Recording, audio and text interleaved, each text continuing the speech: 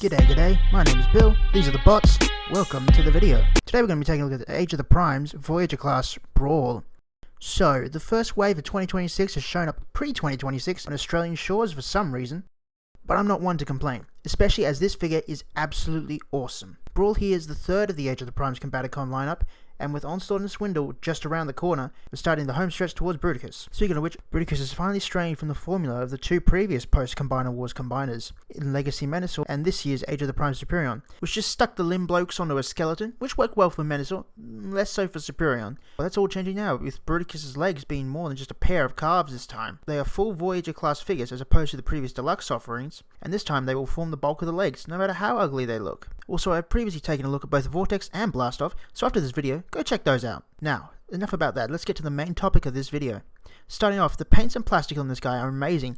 I've never seen this quality of plastic on a Voyager, except for maybe Age of the Primes Red Alert earlier this year. Also, the tolerances on him are superbly tight, with all of his joints being perfect and moving butterly smooth. Although in some places they are a little too tight, like in the shoulders and the knees, which is a bit worrying, but it's not a deal breaker. On the other hand, the sculpting in this guy is really good, with every centimetre on this figure is being intricately sculpted, with a boatload of greebling and even a little Deceptor badge on the forearm, which is very nice, especially considering how it splits in half for transformation. And that head sculpt is another very nice touch, as it looks very clean and extremely accurate, which can be said about all the AOTP Combaticons so far. Also, the orange and red on the head sculpt really pops, and contrasts with the darker helmet.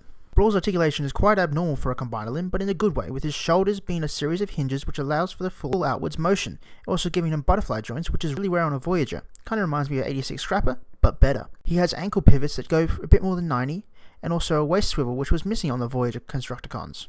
But unfortunately, he has no dang wrist swivels! For accessories, Brawl comes with 3 guns, which isn't surprising considering he is part of a group called the Combaticons. The 2 larger ones can plug onto his back and give him an animation-accurate ult mode, which has never been done before, so good job Hasbro. He also has this little gun that is his handheld gun. Yes, finally a Brawl that comes with a blaster that isn't the tank barrel. Combiner Wars! More on that later. So, not too bad in terms of accessories if I do say so.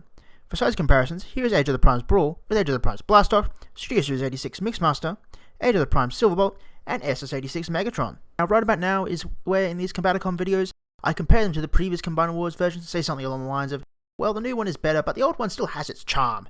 And well, I will do no such thing here. Why? Well, because this is the Combiner Wars version. I hate this thing. And here's the thing, I didn't hate this figure until getting the new one. Because it just made me go, why? I mean, look at this thing. It has a flat 2D head, the colours are atrocious, and what even is that waist joint? As I mentioned before, he doesn't even have a gun. Unless you count the hand-foot piece, he has to use the tank barrel, which is so bad it just ruins the overall design of the figure.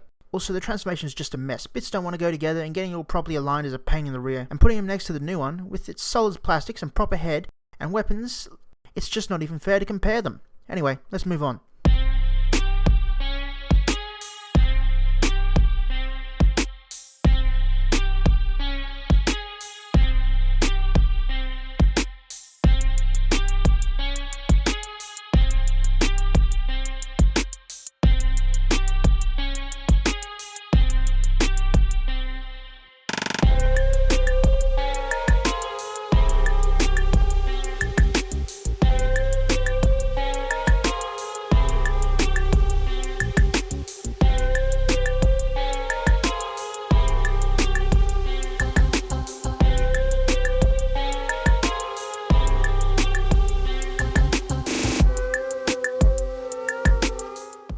Transformation is really good. It's the right combination of typical I know what I'm doing transformation, but then they mix it up with a bit you haven't seen before, like how the tank treads just unravel from the legs, which is pretty freaking cool if you ask me.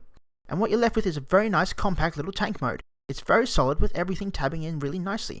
And looking underneath, you can't even really tell that it transforms, other than the head doing its best attempt to hide away. Something I like about this mode is the colours. They've managed to take a really boring colour palette, green and grey, and make it really pop.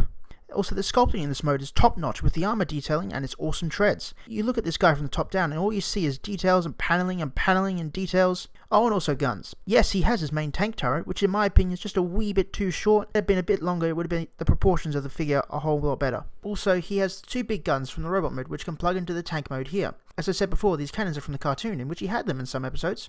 That's about it. Also, something annoying is that none of these guns are blast effect compatible, which sucks. It's been so cool to blast effect it up. But side note, the little robot mode blaster is blast effect compatible, so that's something. The tank turret does swivel, and he does roll as all rolling things should. For those comparisons, here is AOTP Brawl with AOTP Blastoff, SS86 Mixmaster, AOTP Silverbolt, and SS86 Megatron. Also, here is the Combiners version for those who care. Now, on to the final mode. Here is Brawl in his leg mode, or should I say Shin mode. It looks alright. I mean, there's not much to it without Onslaught, but one downside of this mode is how tight the ankle pivot is, which has already created some stress marks on my copy, which is not that great. Also, this joint is not ratcheted, unlike Mixmaster and Scavenger, which is why Brawl has a waist swivel and they don't, as it would have been too risky to have a ratchet joint and a waist swivel. But as Bruticus has a frame combiner, and Onslaught will bear most of the weight of the combiner with Brawl and Swindle being glorified shin guards, why we were able to give them waist swivels. As with Devastator, there is no frame to hold the weight, so the legs need to be as strong as possible for the stability of the combined mode, which is why Mixmaster and Scrapper don't have waist swivels. So overall, Age of the Primes Brawl is another absolutely stellar addition to the Age of the Primes Combaticon, which is shaping up to be the best of the post-Combiner Wars combiners yet. With his superb build quality and excellent articulation and intuitive transformation, I'd have to give Brawl here a solid 8.5 out of 10. Yes, we're doing numbers now. His tight ankle tilt and lack of wrist swivels are what bring him down from being a perfect figure. And also, no blast effect compatibility on the guns? Come on Hasbro, what are we doing? Why can't my tank do the kaboom? So I've been Bill, these were the bots, and until next time, have a good one.